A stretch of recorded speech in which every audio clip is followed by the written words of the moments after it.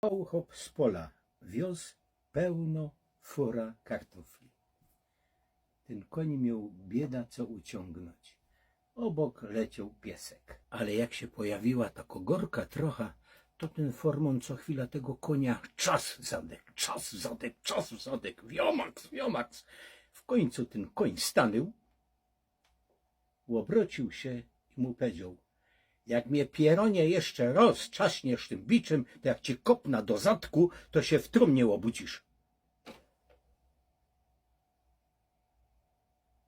Pierwszy raz widzę, żeby koń godał, a ten pies ja też. Przyszedł taki chłop do sklepu zoologicznego, żeby sobie kupić papuga, co godo. No i ten mu sprzedał ta papuga.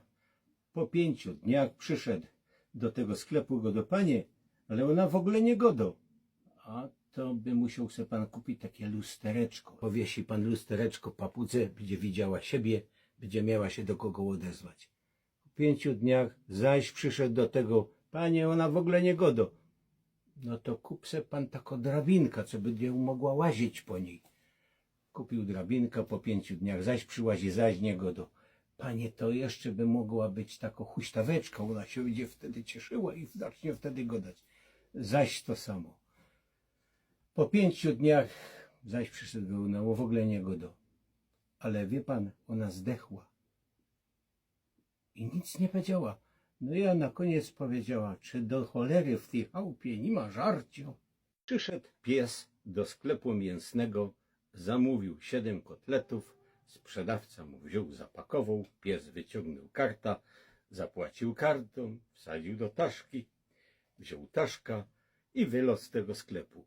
Ale chłop, który stał za nim, tak się zaciekawił tym psem, że on normalnie poszedł za nim. Patrzy się, ten poszedł na przystanek. Czekał. Dobra, przyjechał autobus, wsiadł do autobusa, skasował bilet, jedzie jeden przystanek, drugi, trzeci, wysiadł, a ten chłop cały czas za nim.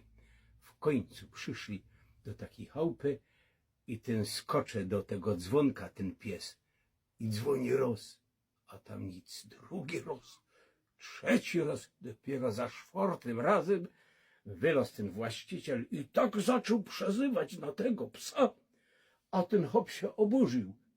No panie, taki mądry pies. Ja pierwszy raz widzę, żeby taki mądry pies. Taki mądry. Już w tym tygodniu 2 razy kluczy zapomniał. Przyszedł koń do baru, stoi w tej kolejce, przyszedł dran na niego. Barman: proszę, proszę jedno piwo. Barman: 20 złotych. Nalał mu te piwo, ale wejrzał na tego konia. No, w tym barze, żeby koń był, to taki rzadki widok. A koń go do: jak macie piwo po 20 złotych, to co się dziwicie? Z okazji 30-letniej rocznicy ślubu chłop wziął baba do zoo. Łażą po tym zoo, tu żyrafa, tam słoń. Przełażą teraz koło takiej klotki, a tam taki wielki goryl. Jakoś tak blisko przełazili koło tej klotki, że ten goryl fasta baba i wciągnął do tej klotki. Kurde, co za larmo. Ale ten goryl zaraz się zaczął za nią brać, seblyko i te łacheło na larmo, jak pierdol: mężu ratuj. A on nic nie przestało i nadali, robi swoje: mężu ratuj. A ten mąż go do: wiesz co, powiedz mu, że cię głowa boli. Idzie niedźwiedź bez las i spotkał zajączka. Patrzy się, a ten zajączek taki cały zakrwawiony.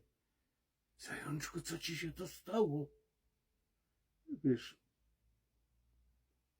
wstyd mi się jest przyznać. Godej, wiesz, to słonica mnie użyła jako podpaska. Na drugi dzień ten niedźwiedź idzie zaś bez las i tym razem spotkał takiego zakrwawionego jastrzębia. Niedźwiedź się pyta: jeszcze co ciebie się to stało? Niech ino dorwia tego, co słonicy doradził, że podpaski są najlepsze ze skrzydełkami.